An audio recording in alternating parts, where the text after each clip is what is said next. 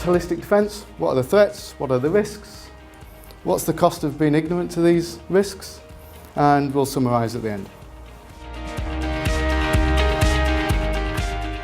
So this is PCI specific, but we're going to cover some other topics as well. Okay, we all know what PCI DSS stands for. 2005 it was introduced. It was to protect the card brands, purely because the criminals are recognising the value of how they can use card data.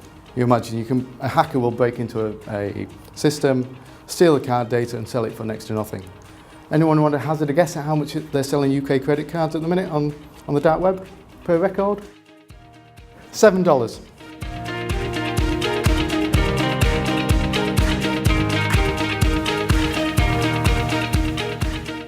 So I was on there about 6 months ago and just doing some research, and this individual, he was 15 years old, wrote very good English, but he was from Russia, and he offered me a bulk load of credit card information, and if I bought the credit card information in bulk, he would throw in a free laptop. Okay, so if I was to stack paper on its end to the moon, that's what it would represent. Would you recognise if you lost 2.5 kilometre high pile of paper? You'd recognise if that went missing, wouldn't you? But a terabyte hard drive, a USB stick, how easy is it to lose that? So technology is actually making it harder for information security. So what I'd like to do as an audience, I'd like you to represent a new business. So a business has got many processes, and as we grow as a business, we will start to handle data. So if we use this first sort of quadrant, the first two rows, you're going to represent a new business. And all I'd like you to do is there's going to be one rule and one rule only. You receive the ball in your right hand, you process it to your left hand, and you move it on. And it has to keep moving. That's the only rules. So each of the different coloured balls represent a different type of data. So Elliot, if you want to start handing them out, and we're just going to initially just start processing around there in a circle. So we're now gathering pace, the business is starting to get busy. So there's more data coming in, it's coming forward now. Okay, any that drop on the floor, just leave them on the floor. We're going to start speeding it up now. Got to keep moving fast. Okay, and stop there. So that's a physical exercise that shows you are a computer system that's having to store, process or transmit sensitive data. Every ball that's fallen on the floor, which is quite a few, the Poneman Institute did a survey last year, and each one of those balls is worth $154 to a business.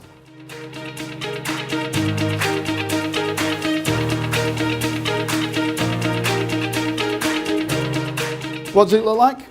Holistic defence. Heard of defence in depth?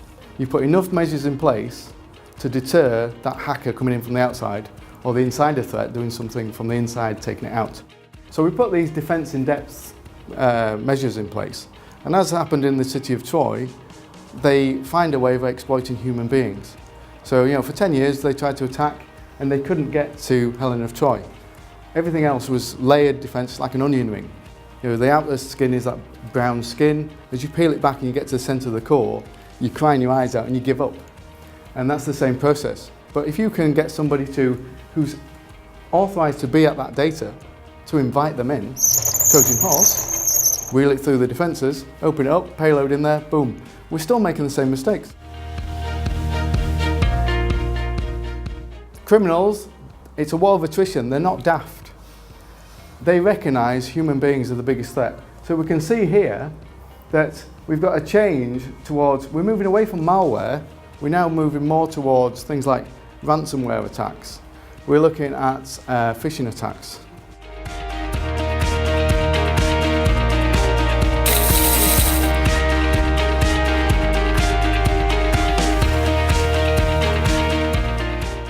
So 93% of phishing attacks, as I said earlier, have got ransomware attached.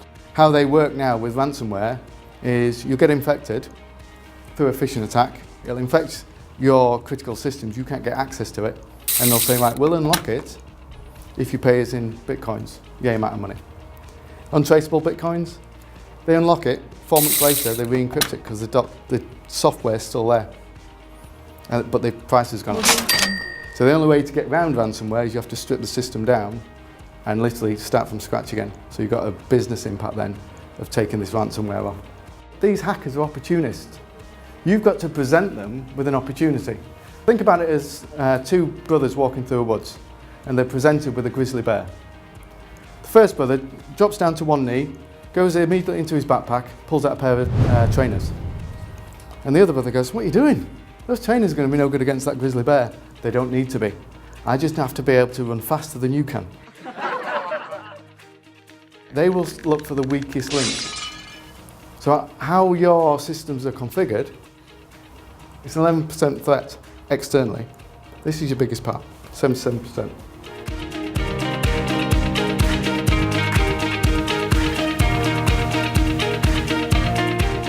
So what are hackers looking for? We know they're looking for credit cards, but there's a list here. How many of those do you deal with in your business? I'd be surprised if there's no businesses that don't have anything on that list. That's what the hackers are looking for. We know they're looking for credit cards, but this is quite an eye-opener.